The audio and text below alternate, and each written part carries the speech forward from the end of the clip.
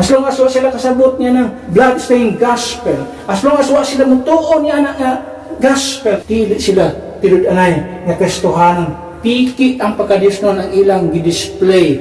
Ano man, ang atong pinaka-reason niya na, kanaan sa ato ang mga podcast sa atong online, 7 damnable heresies, mga gospel nga gi-preach sa atong panahon karon, mo siya mga piki, mao na siya ang tinud-anay nga gospel. Blood-stained gospel. Si Kristo niula sa iyang dugo, namatay siya, gilubong siya, o ginabanhaw siya para sa tuang justification. Mao na ang gospel nga naghatag og kaluwasan sa kalag sa tao. Kasi daw presidente ka na mag-impeach. Ay wala impeach time ni Christ. It is a one-man rule.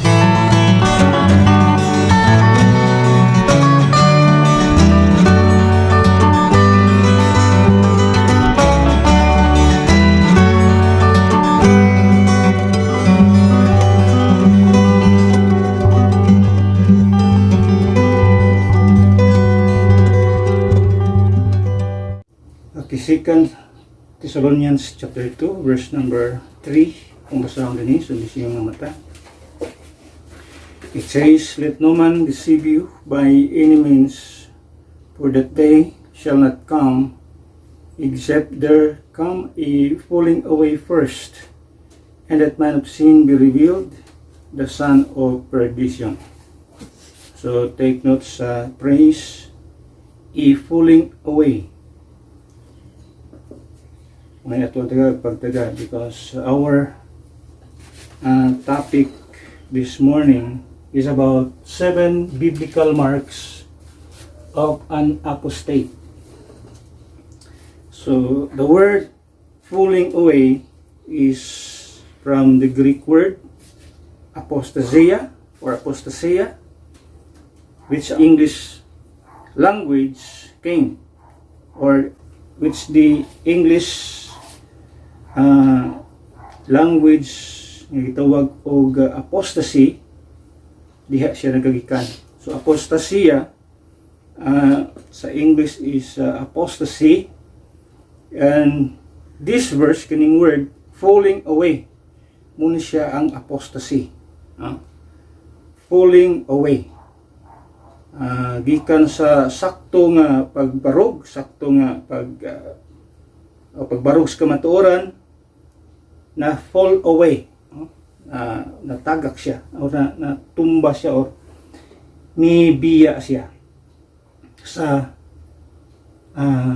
standing position sa iyahang gibarugan, ni hawa siya niya na. That's why kana nga word falling away basis sa word nga gitawag apostasy, which kung atong tan-awon ang mga sequence, iyon siya, mahitabo siya una before the man of sin be revealed. But pasabot, before si Antichrist ipadayag, mauna ug abot ang apostasya or ang gitawag apostasy. So in other words, there will be a lot of apostates in our days. Since this rapture time and the revealing of the Antichrist in the tribulation period, doon na siya. So unang-una may tabo ang apostasya or falling away. Yung una na siya, yung man sa itong gibasa, before the day of Christ came or comes, yung sa Biblia, mauna og abot ang falling away. So in other words, there will be an apostasy. And kung imo tan-awon ang history sa Christian or sa Christian history or sa church history, since 1881, pag-abot sa gitawag og mga modern Bibles, pag-abot sa mga modern Bibles, diha sila nagsugod o diha nagsugod ang grabe nga apostasy sa Christianity. Muna'y nahitabo sa tuang history. So since 1881, pagsulod sa gituwag og modern perversions nga palabas ni Westcott and Hort ilahang Greek manuscripts which mo'y basis sa mga modern perversions nga mga Biblia. Dito po nagsugod ang pagbiya sa daghang mga Kristohanon sa gitawag og in other from standing strong, standing straight, nag-fall away. So diha nahitabo. In the Bible, apostates are those who fall away from the true faith. People who once profess belief in God, His Word, the Bible, or the Gospel. Ini. But later rejected, abandoned, or distorted it. They may continue to appear religious, but their actions, teachings, or lifestyles reveal a departure from the truth. In short, apostates are those people who live in apostasy. So kining mga apostate, or kining mga apostates ng mga tao, mao ni sila ang nagkinabuhi sa gitawag og apostasy.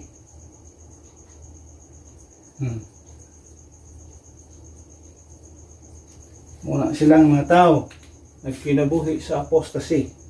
So, posible kita mismo mabiktima sa gitawag og apostasy. So, atong tan-awon ang mga marks, mga biblical marks sa mga apostate nga mga tao but pasabot nagkinabuhi diha sa apostasya. Maybe if we try to examine our own personal life, pwede na to nga makita kung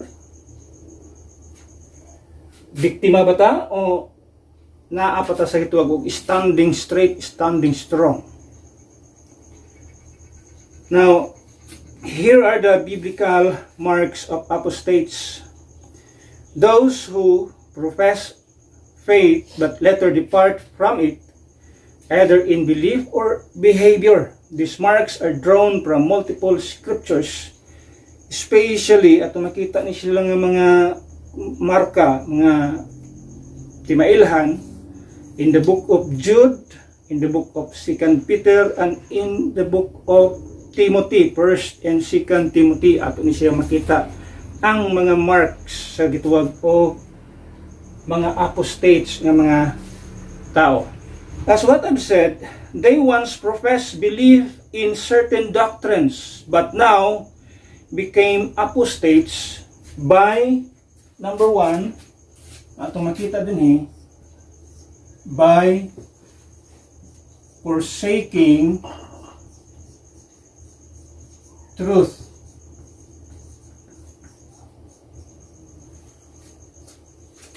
Yun kini mga tawahanan they once profess belief in certain doctrines. Naa sila nibarog sila sa una. When the King James Bible naapa sa gituwag og limelight, but still sa tuwa karon naapagyapon ang King James Bible, we use it, we believe it as the only preserved, pure, and inspired Word of God. Kining King James Bible muna itong gituhan. Pero sa una, naay mga tao nga nagtuo ni ining King James Bible as the only revealed truth, as the only preserved, inspired book of God. But now, they forsake that truth.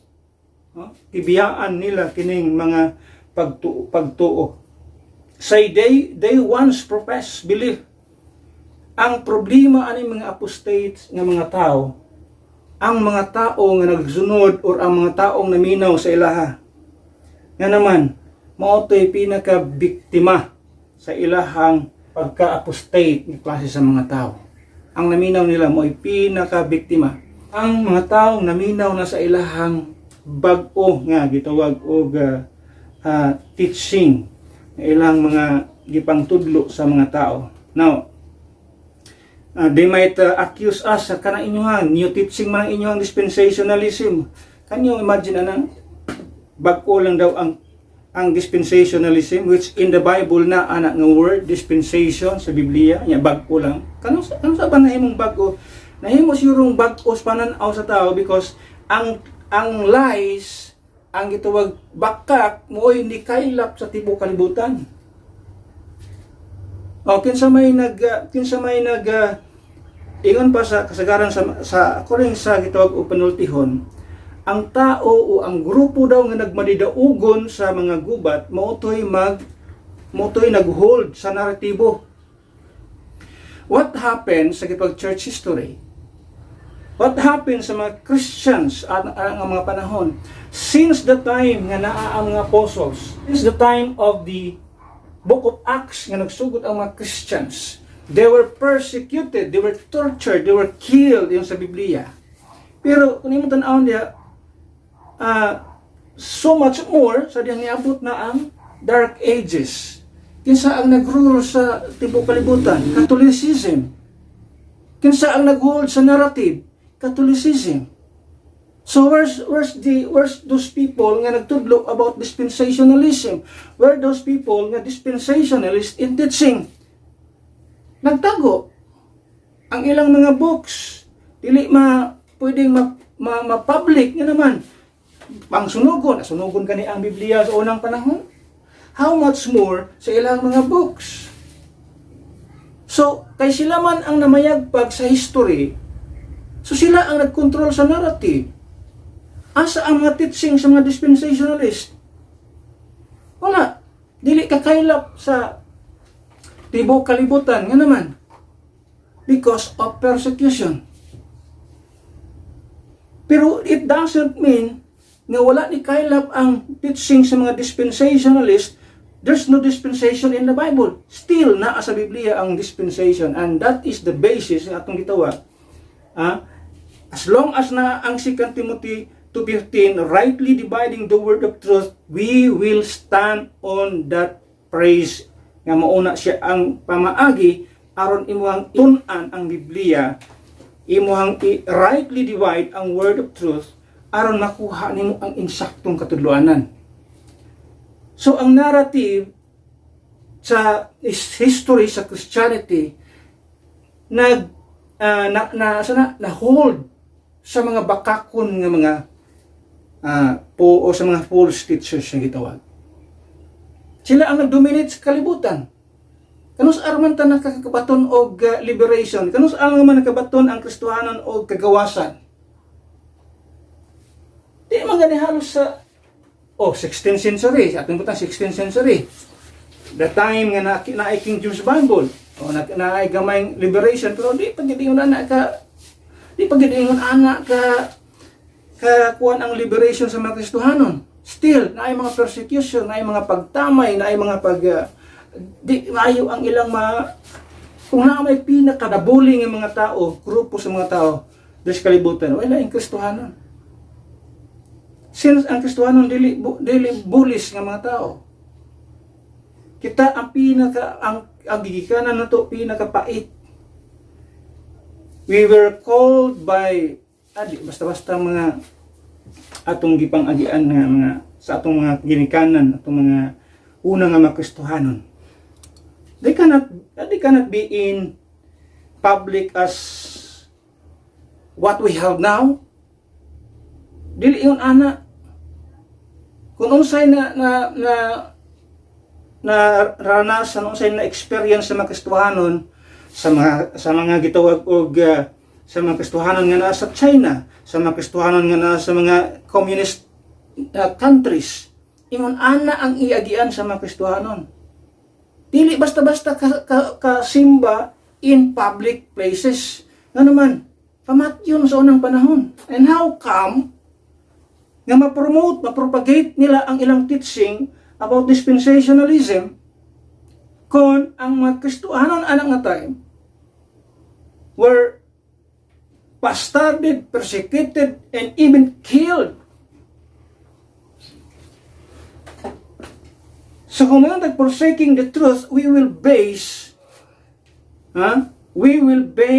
on the truth nga gisulti ni Apostol Paul.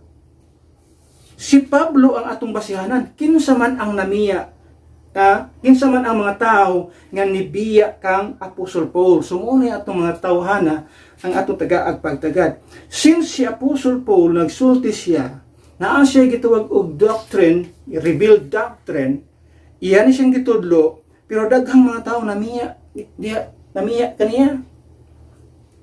Dili basta-basta iyang giagian. So in other words siya, kini mga tawhana namiya na siya sa kamatuoran, pero there will be a time nga in the latter time tanaw na to sa gitawag og 1 Timothy 4:1. 1 Timothy 4:1. 1 Timothy chapter 4 verse number 1. Iyon siya.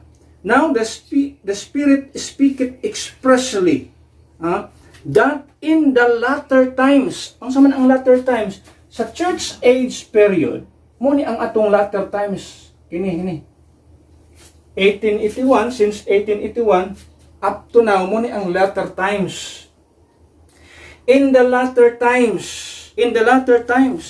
some shall depart from the faith, giving heed to seducing spirits and doctrines of devils. So, gisulti na ni Apostol Pablo that in the latter times, I don't know kung sayang appeal sa iyang time sa una because he is thinking the rapture will come soon. Pero, tungod sa gitog rejection sa mga pag-reject sa mga Jewish people sa ilahang coming king, si Kristo Jesus, ilang Messiah, the rapture na postpone. Ang tribulation period na postpone. So yun siya, is referring to the latter times, kung tuo pa lang ang mga Jewish people, they accepted Christ as their Messiah or their king, kining tribulation dito, diri pa unta na mahitabo. Pero kay ilang gi-reject, na move forward. Hasta ang promised kingdom. So, yun siya, in the latter times, some shall depart from the faith. In other words, kining mga tawhana, they profess belief in certain doctrines, but became apostate by forsaking the truth. Ilang gitalikdan ang kamatuoran. Now, the word faith here is a set of beliefs. Mao ni ang mga doctrinal beliefs nga ilang gitawag, muna ilang mga faith in practice. So ilang gitalikdan. Kung sa ilang gihimo, they giving heed to seducing spirit or spirits and doctrines of devils. So instead of the sound doctrine nga ilang gibarugan, now giving heed to seducing spirits and doctrines of devils. Masa may mga doctrine of devils? Naanda sa sunod ng mga verses. Speaking lies in hypocrisy, having their conscience seared with hot iron, forbidding to marry. O naa ba na karon? Naa. Commanding to abstain from meats. Naa ba na karon? Naa. Which God hath created to be received with thanksgiving of them which believe and know the truth. Sige mo ani matawanan ni, they forsake the truth or they forsook the truth. Ang apostates, naging apostate sila by forsaking truth. They depart from the faith they once held. Sa mga doktrinang ilang gibarugan, gihuptan, now ilang gitalikdan o kung sa gihimo ila, they give heed to seducing spirits and doctrines of devils. Apostasy begins with abandoning truth for error. So mo na yung word ng apostasy, ang pag-abandon sa kamatuoran para sa bakak. In other words, giilisan nilang kamatuoran sa bakak.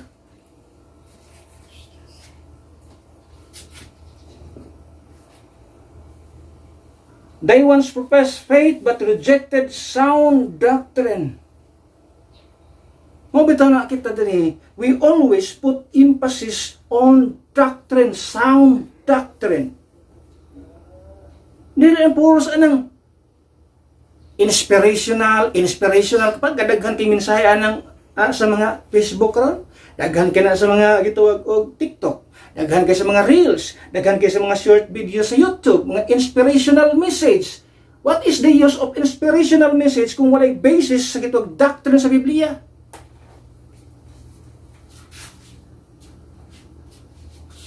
Mo nay usahay ang mga tao ganahan kay maminaw ana mga inspirational message, mga inspirational books.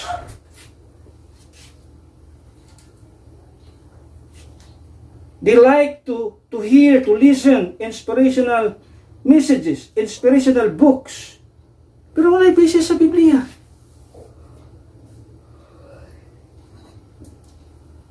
Manang magbatngon ta what we listen to. Kung sa itong gipaminaw, gipanglantaw sa mga videos online, nga naman, daghan kay diha. You will be sidetracked. Tuo-tuo ka, oy, nindot ta paminaw na ng gisulti ni teacher ko, no? Bible teacher. Oh, nindot ta paminaw, no? Those are just inspirational message. Ang pinaka-importante, sound doctrine.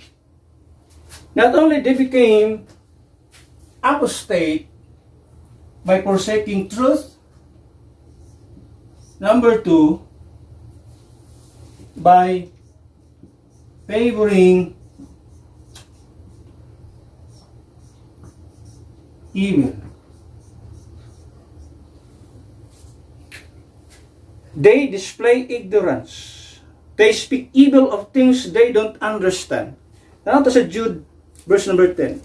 Jude, verse number 10, ingon diha, it says, but this speak evil of those things which they know not. Can you imagine na? They speak evil of things which they know not.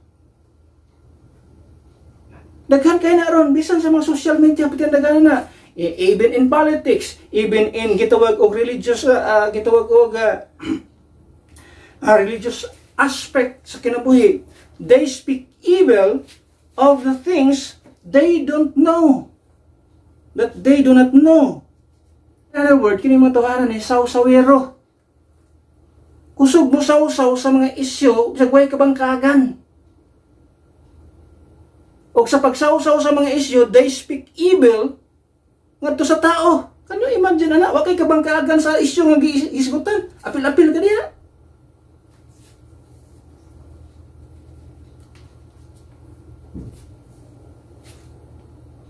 Daghang mga bride sa social media, in spiritual aspect, nagisgot ang dispensationalism.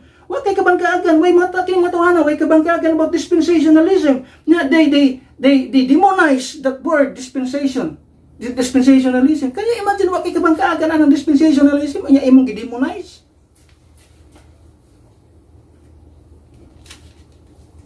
Muna ang mga tao, karon panahon na, apostate ng mga tao, favoring evil, ang gitagaag pabor ang mga evil. Unsa nga evil? Speaking evil sa mga butang nga wa kabay kay balo. Wa kay balo sa isyu, nag-apil-apil ka din na. And because of that, nag-istorya kag di mayo sa katao. Can you imagine yung klase sa mga tao? So may kabangkaaga na to din ha. Wa man tay kabangkaaga na, wa tay kabangkaaga sa balaod. Whether we like it or not, kinang atong say kahimtang based sa mga partisanship nga atong gibarugan, mo na ato ang naratibo. Kung asa ta ni dapig ka grupo, mo na atong naratibo. Bisag kay balot nga bakak, mo dapig ta ang naratibo kay mo may atong partisanship. Mao po na din sa Biblia kay mao kining matawhana against sila sa dispensationalism, nga naman covenantalism ang ilang doktrina. So they speak evil against us. Even though ignorante sila ni anang butanga. Wala nito po sa Biblia. They speak evil, of those things which they know not. Apostates are quick to mock the truth, especially spiritual things. Ang mga apostate ng mga tao, they are quick to mock the truth. Di gani maguna-una, is this true or not? At tinuod kaya ni o dili? Basig imbento lang ni. Basig mga kuan ano ni. Di gani maguna-una, is it true or not? Uning klase sa mga apostate, di maguna-una, dili mo tan-aw logic, dili gamiton ang common sense. Dili na galing mo tan-aw sa lain nga side. But if we look at both sides, then timbang-timbangon nimo asa may tinuod ani.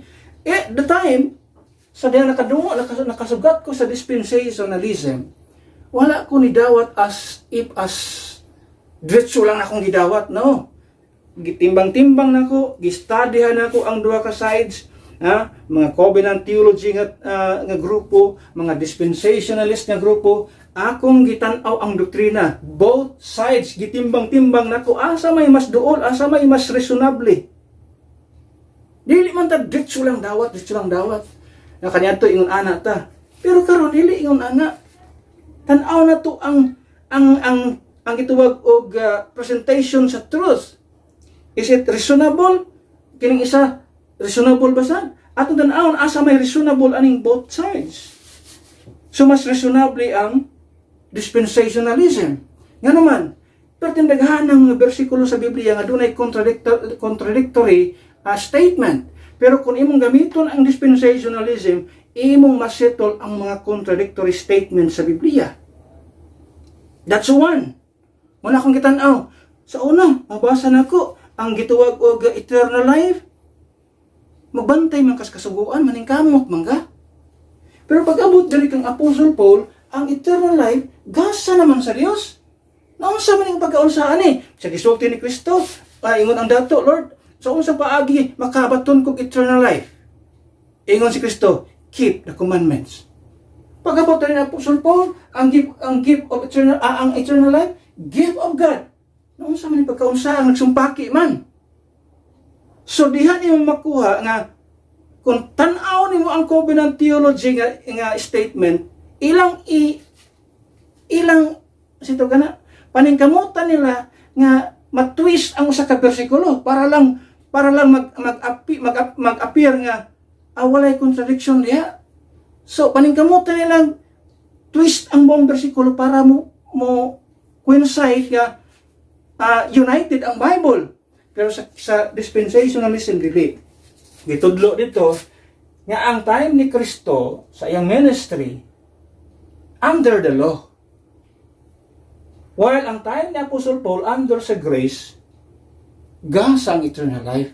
So dispensationalism maoy nagsettle sa mga contradictory statements sa Biblia. That is why mo'y akong gidawat. Ano man? Klaro man. Klarong-klaro. Wala ang ingon sa Biblia. Dili ta pwedeng quick to mock. Kung ako lay pabuton, ay nana ko'y gitawag nana ko'y bias daan nga naman. Covenant theology man ko nga nagikan. So pwede na akong i-ditsog hukom o i-hukman ang dispensationalism nga doctrine or nga teaching. Pero di man ta apostate. We are seekers of truth. Nangita man sa kamatuoran. So akong gitanaw ang duha ka side. Hindi ta dapat quick to mock the truth, kundi atong tan-awon ang both sides. Mo na nitabo sa atong panahon karon, even sa tuang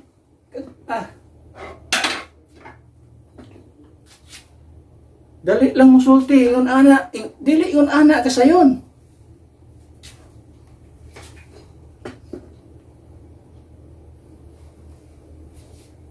Dali lang kay mo judge. Wa gani kay balo ang hiling tunganay unsay nahitabo sa sulod ni ana. Can you imagine ana? Manang we should not, di ta dapat mag-practice sa gituwag apostate nga klase sa behavior. Ano man, kining apostate nga mga tao, ang ilang gitagaag pabor ang dautan. Which ato lang makita sa atong panahon karon.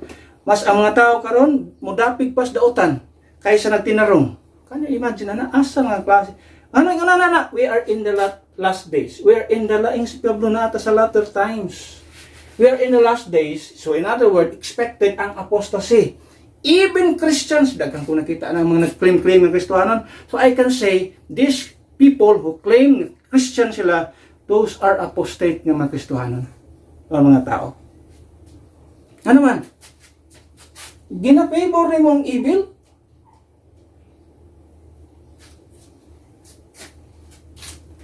Ipaboran ni mong mga kriminal kaysa nagtinarong nga tao? Asa naghaana? Asa na nahitabo? Only sa time sa apostasy. Sa gitawag ni Apostle Paul, latter times. Last days, gitawag. Manang apostates, mudaghan. Ang mga apostates, mo ni mga tao nga naghatag pabor sa mga evil nga mga tao. And they despise those people who are doing good.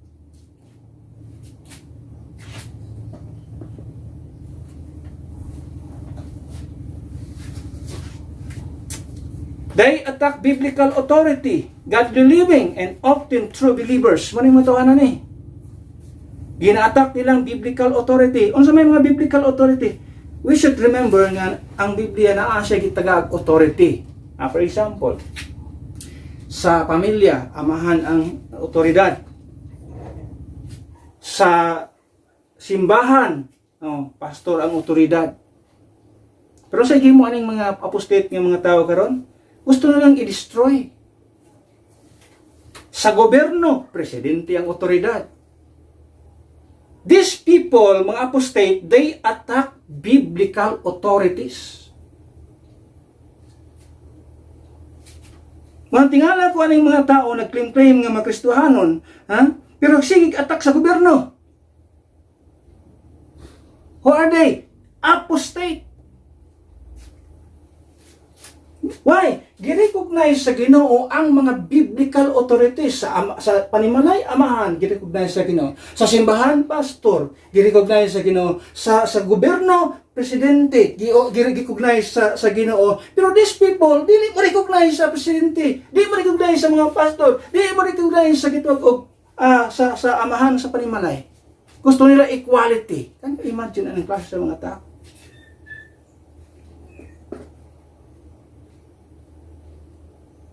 Kaya kini mga tao nag-attack sa gitwag biblical authority, kini mga apostates, hate nila ang godly living. Unsa nang godly living? Dapat sa panimalay o sa pamilya, isa ra asawa. Gusto nila ning mga tawhana mabungkag. Salamat ta karon natay presidente isa ray pamilya dili sa unang paras duhay asawa. Kan imagine na. O bitaw nang dili pwede sa unang panahon o sa nitabo ni King Solomon sa daghan sig asawa, gibungkag iyang kingdom. Nga naman di gustos Ginoo na yung anak nga kasi sa itawag og kahimtang. Kagag asawa. Nga naman na dili na siya godly living.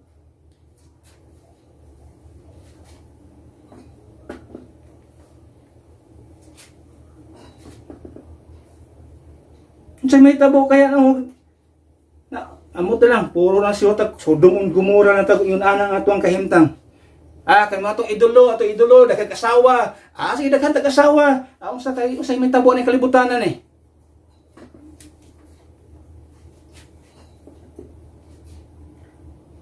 Pero kining mga apostate, they hate godly living. Nga naman gusto nila magkinabuhi ang mga tawo dautan. Magpakaroon ingnon nga pro-peace pero ikaw ang tinubdan sa kagubot. Asa man ka klase ana nga klase sa man klase man sa panghuna-una. And often true believers gina-attack nila mga tinud-anay nga mga magtotoo. Every time mga magtudlo ta diri og righteous living, godly living, dili nila gusto na. Ano man gusto lang mga tao ang ilang gusto, ang ilang yunahon kana lang ilang gusto nga, akin atong tangon. For example, tanggalon nilang droga. Parehas taan ang akuan, para ta pananawan tanggalon ang droga. Pero ang problema, nag-pick lang sila ng certain things. Pero pag pangabit, pag daghang asawa, pangurakot sa panuban diya, dili na tanggalon. Mura ba na katong giingon na nagbag-o na ko pre. Amo ba? Di na ka mainom. Anak ko nagsugal. Anak ka ng babae. Di na ko mukuan, di na ko matugdiskuhan. Pero may, ang iyang pangutana sa iya, iyang likayan. Muna mga klase sa mga tao. Sila choices ba sa, ang ila lang gusto. Pero sa mga uban nga mga butang, pasagdi lang na. Basta kimura na among gusto. Dili ingon ana. Kung naatay dumilian na to ang mga ungodly living. Tanan nga mga pag kinabuhi ka dili maayo. Nganong mapili lang kaning isa ka butang ato sa uban. Pili ka ni, ayaw namin ang droga. Pero ato ka sa sugal, okay ka sa sugal. Asa may parehas lang na sila, droga o sugal. Parehas lang na sila og epekto sa tao. O parehas lang na siya gibawal sa Ginoo. Kano man, kining isa sensuality or masigutan nato naon niya pleasures.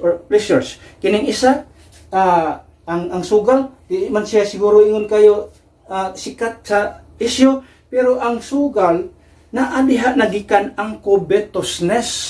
Mo nang gibawal sa Ginoo. Ngano man, covetousness.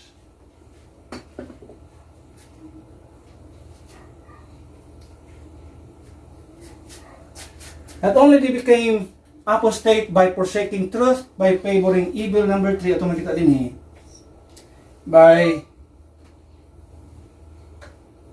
following flesh.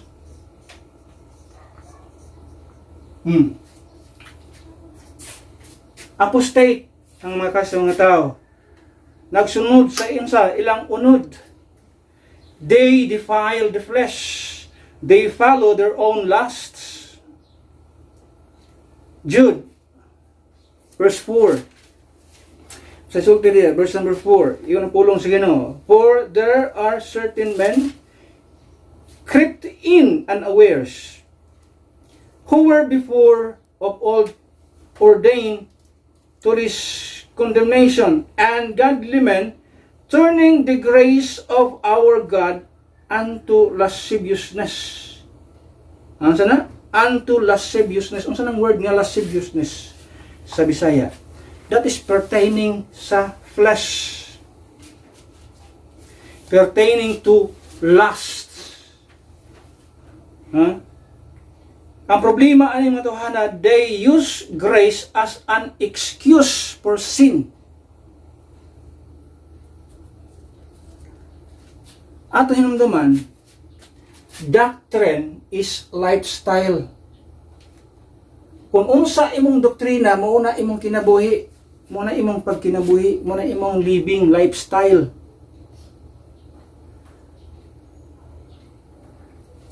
Kung dunay pastor nga na priso tungod kay nang rape, buot pasabot, wrong doctrine. Nagpakaroon ingno ng Ginoo, pero piki na nga Ginoo, priso na. Na naman, ang pinud-anay nga na ay sound doctrine, dili magkinabuhi sa ingon anak nga klase sa kinabuhi. Their lives show they serve their own desires, not Christ. Can you imagine sa di man tanong hilabutan na tinanaman sa 40, pero grabe yung testimony sa mga nagkaso sa anong tawanan na gamit-gamit pa ang Ginoo. Can you imagine na? Kini mga tawanan na nagamit na nato pa, naging milyonaryo pa.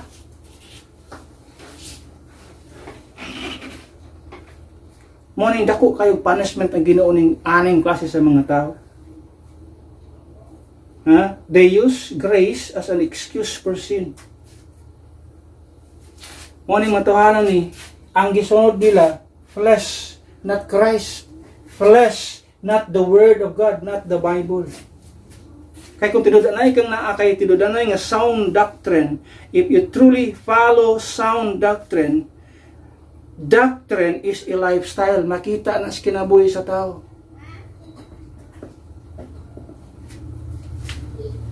Number 4. They became apostate because or by forgetting Christ.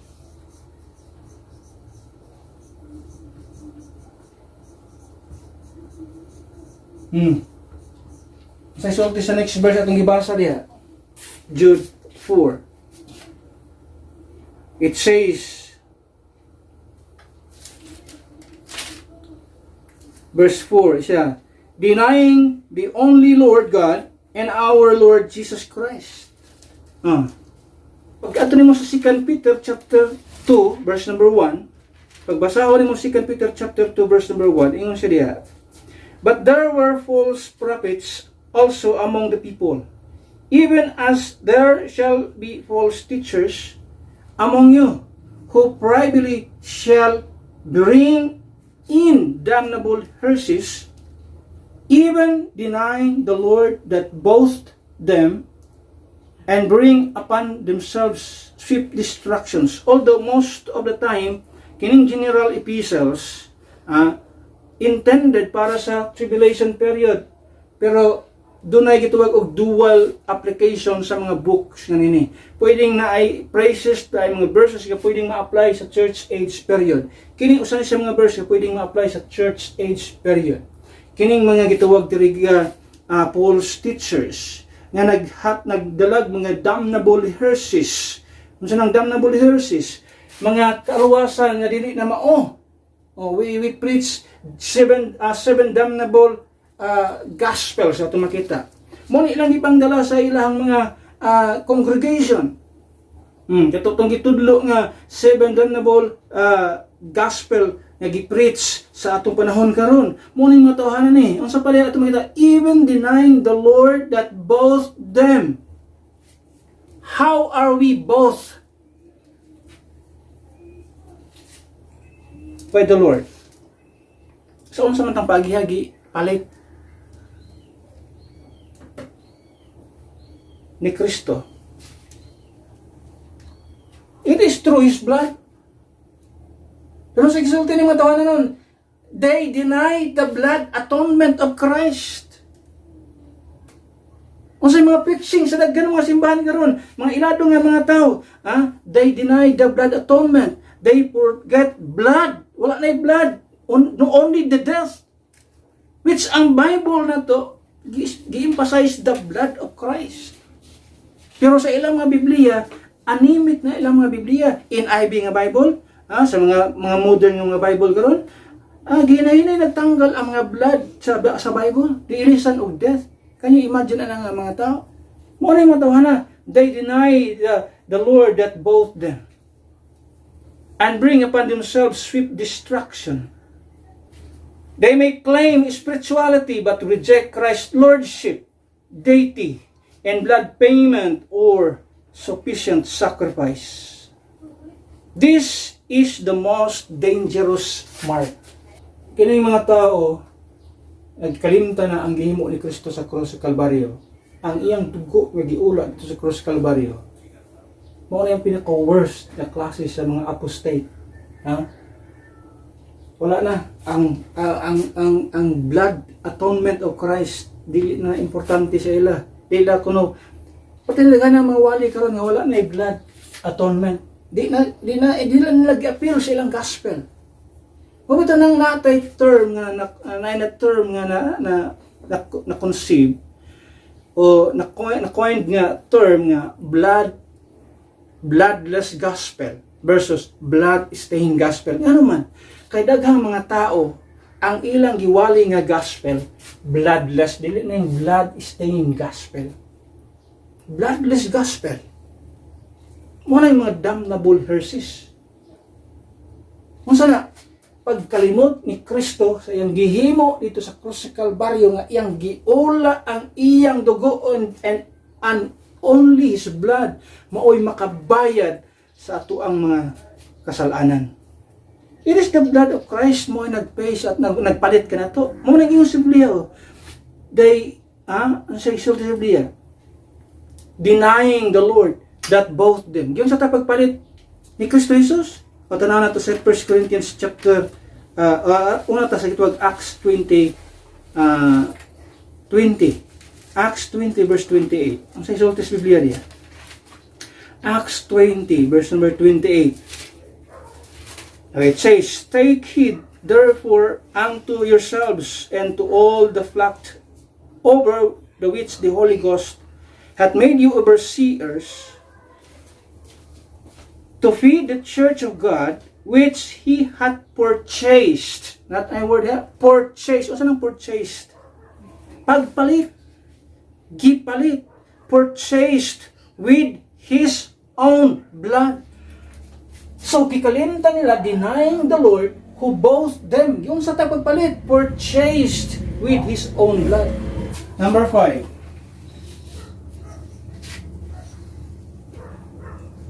They became apostate by focusing pleasures.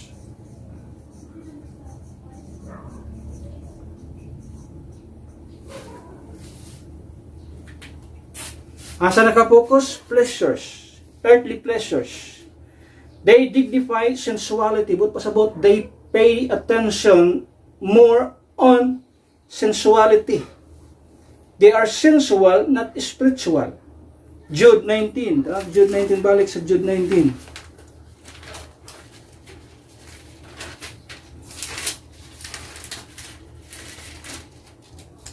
Okay, verse number 19, yung sa Biblia, "These be they which separate themselves, sensual, having not the Spirit." Kung imong tanaw din ha, they separated themselves for the worse, not for the better. They are led by feelings, not faith. The word sensual means focus on earthly pleasures, not eternal truth. So in other words, before sa word nga sensual, yung siya, who separate themselves, sensual. In other words, ang ilang pag-separate is for sensuality, not for spirituality. Nindot man itong separate ka sa gikan sa kalibutan para maging spiritual ka. Pero dili lahi ang ilaha. Ang ilang pag-separate, dili for spirituality, kundi for sensuality.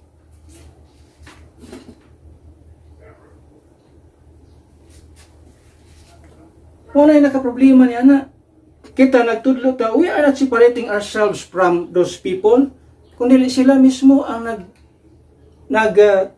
nagtuklod dato nga dili makiparticipate sa ilaha. Kung naay word siguro nga giban ta o giban ko o I'm not welcome sa ako ang previous nga grupo, o problema niya ana. As long as I know what I stand for. Kabalo ko sa akong gibarugan, I stand sa gituwag og for the better. I stand for the sound doctrine, dili sa mga erroneous nga doctrine. So mo ni siya ang may tabo. Earthly pleasures rather than eternal truth. Ang ilahang pagsipalit silang kagalingon dili kay para maging maayo nga tao, maging balaan nga tao, kundi para sa mga earthly treasures, mo ng sensuality. They are sensual, not spiritual. Number 6.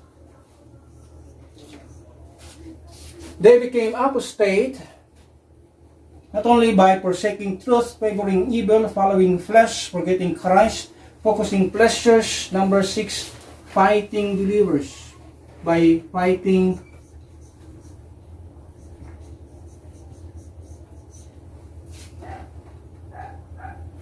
believers.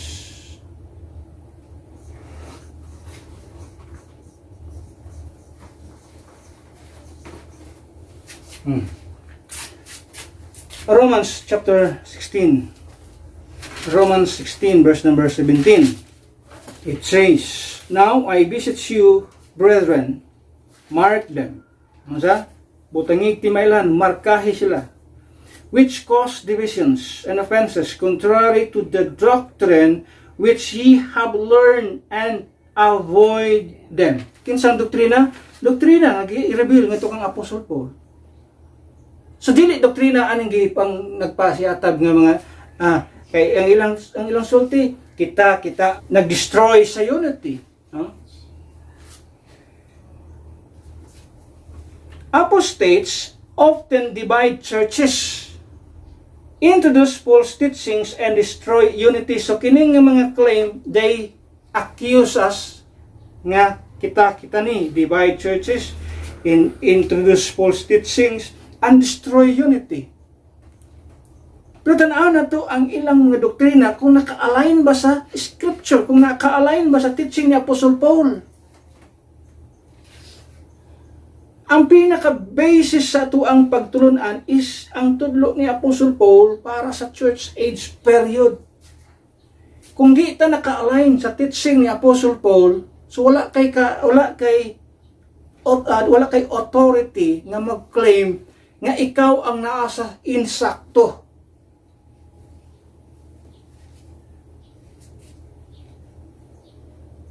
Kay sa time ni Apostle Paul, daghan ang mga taong nibiya sa iya. Isa na ang mga churches nga nasa Asia Minor.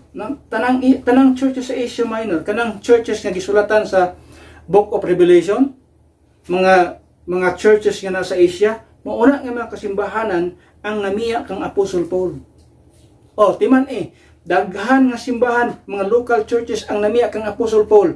Now, karon kana ang mga simbahan nagpropagate na og sayop. Asa kaya to na maingon ang mga tawhana? Dili kaya isa ning nga mga grupo nga makita diri mao nay ilahang linya sa ilang simbahan? Kadaghan anang namiya ni Apostle Paul. Asa na to na mabasa? Isulti na niya nga daghang namiya sa iya. Atong tan-aw ning una nga gisulti niya dinhi. Naay ni biya kini mga tao nga nang shipwreck sa gituwag og pagtuo. For example, kining 1 Timothy chapter 1 verse number 19 to verse 20. Yan siya. "Holding faith in good conscience, which some, having put away concerning faith, have made shipwreck." So na yung mga tao nga na-shipwreck sa ilang mga faith. Kinsa yung pangalan dali, "Of whom is Hymenaeus and Alexander, whom I have delivered unto Satan, that they may learn not to blaspheme." So isa ni nga mga atong nakita nga mga tao nga shipwreck sa ilang faith. 2 Timothy chapter 1 verse number 15, another atong makita dinhi. 2 Timothy chapter 1 verse 15. "This thou knowest, that all they which are in Asia," he's not talking of a single country, he's talking of a continent. This thou knowest, that all they which are in Asia be turned away from me, of whom are Phygelus and Hermogenes. Can you imagine na yung mga tao na miya ni Apostle Paul? Isa pa inibiya kang Apostle Paul, 2 Timothy chapter 4 verse number 10. Yun siya, "For Demas hath forsaken me, having loved this present world, and departed unto Thessalonica, Christians to Galatia, Titus unto Dalmatia." So naitao ni biya din si Demas tungod sa iyang pahigugma sa present world, gibiyaan si Apostle Paul. And take note, all Asia, iyon sabiya, "They have forsaken me." Na unsay gihimo aning matawanan ni? If these churches in Asia, asa na Asia, na yung mga simbahan ana. Kining Asia na yung mga simbahan nga gimensyon na tanawa sa Revelation. Asia, makristohanon sa Asia, gitalikdan si Apostol Paul ug naay mga simbahan diha sa Asia.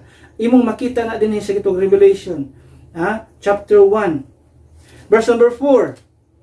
Revelation chapter 1 verse number 4, it says, John, to the 7 churches which are in Asia. Kung imong tan-awon dinhi ang maong nga mga simbahan, ang Dios na ay mga against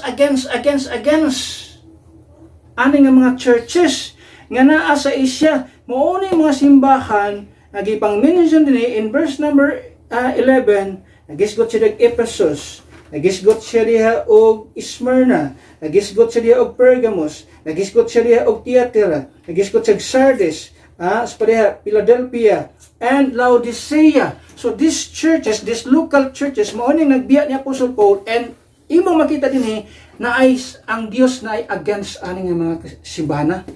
Ano man, they are proclaiming erroneous doctrine. O kanyo imagine ang ilang biktima? Pagkadagan ani simbahan ni o nagwali na sila karon, asa kay ilang mga linya ani mga simbahan na karon. So kung mayon nga imong minggibiyaan, kinsa kang grupo? Kay ako nagsunod man ko sa tudlo ni Apostol Pablo. I'm following the teaching of the Apostle Paul. So asa ka? Kung dili ka kapares na kong katudloanan, o ba siglahi ka nga grupo? Dito ka sa mga grupo nga mga naniya kang Apostol Pablo, especially ang mga kasimbahan nga nasa Asia. Nga makita ra ba na siyang simbahan garon? If you study sa kituwag doktrina sa kituwag or sa church, local church sa Laodicea, maora ba ni ang naa sa mga kasimbahanan garon? Apostates often divide churches, introduce false teachings, and destroy unity. Mao na yung mga simbahan in Asia.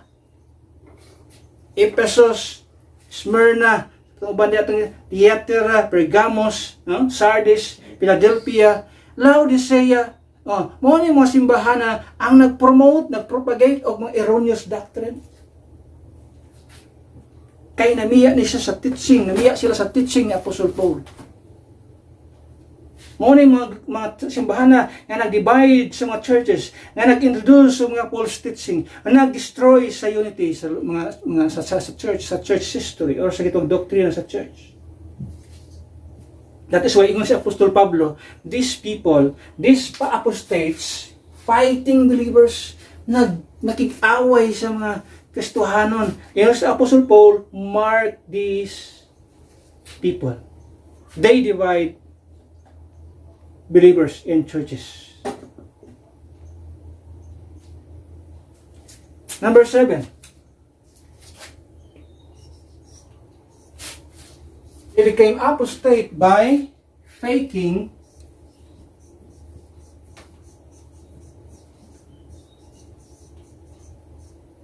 godliness. We are in a time which fake news are rampant. Appeal sa Kristohanon. Daghang piki.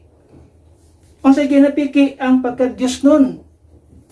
Tanaw sa gitawag og 2 Timothy 3:5. 2 Timothy chapter 3 verse number 5. Okay? Ang verse number 1 makita nimo diha. This know also that in the last days, he's talking about the last days. Now is the last days. Okay? Perilous times shall come. Sa sulti sa verse number 7, yan siya.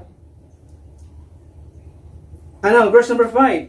It says, having a form of godliness, but denying the power thereof, from such turn away. Di lang ang problema sa atong panahon karon sa atong gobyerno, fake news. Even in Christianity, fake Christians are rampant. Doon na'y purma sa pagka-Diyos nun. In other word, ginapiki nila ang pagka-Diyos nun. Purma lang na sila, pero fake. They are zealously involved in camps, conferences, covenants, choirs, church activities, etc., etc.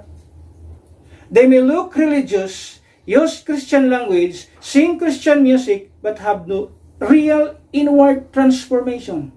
Remember our topic last Sunday, the truth about being born again. Being born again is an inward transformation, not an outward reformation. These people, apostate people, are outwardly reformed, but not inwardly transformed.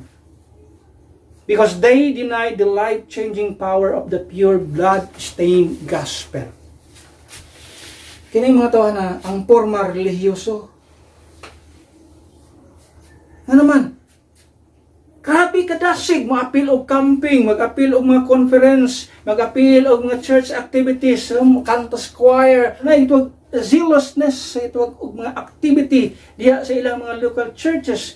Pero what happened to these people?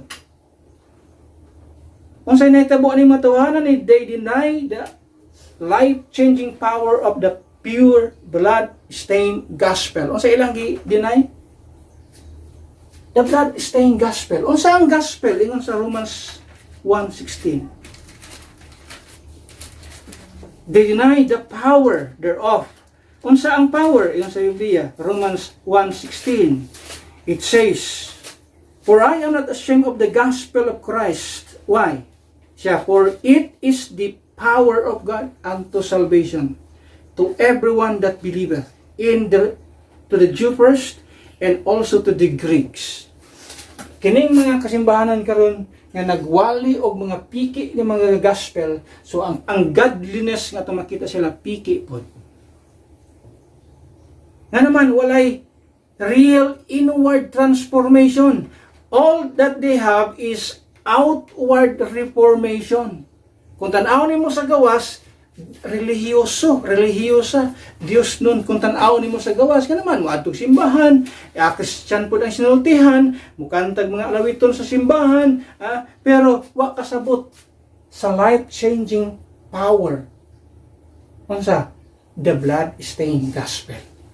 Kung imong pangutanon, nga naman save ka, ako naman kung gidawat si Kristo sa akong kasing-kasing, can you imagine na? Ignorante sa blood-stained gospel. Ignorante ka sa blood-stained gospel, unsa ang katuyuan sa gospel. Wa kay real inward transformation, wala kay salvation. You will never be born again kung ang imong nadunggan piki nga gospel.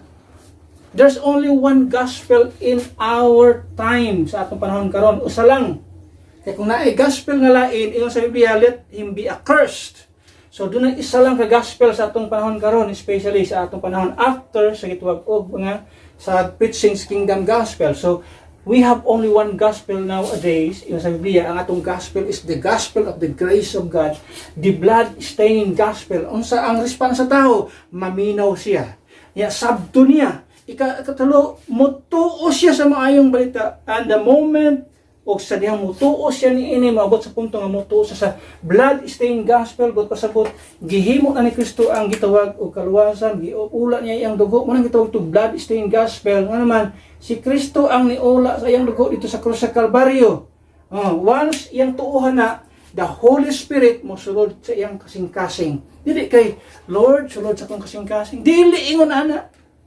Klaro kay Ephesians chapter 1, balik-balikon din tanaw nga naman para masabtan sa mga tao. Iyon din sa Ephesians chapter 1 verse number 13, iyon ang pulong sa Ginoo. In whom ye also trusted, after that ye heard the word of truth. Unsa ang word of truth? The gospel of your salvation. Yung siya, the gospel of your salvation. Unsa ang gospel? Si Kristo ni ula sa iyang dugo. Namatay, gilubong na banhaw siya sa kuman sa tulo ka adlaw siya. In whom also, after that ye heard or ye believed, ye were sealed with the Holy Spirit of promise. Wala man isulti niya nga, Lord, sulod sa kong kasing-kasing, dawaton ka, sulod sa kong kasing-kasing. Wala yun, anak. Yan siya, after ye believe, yung sabiya, ye were sealed with that Holy Spirit of promise.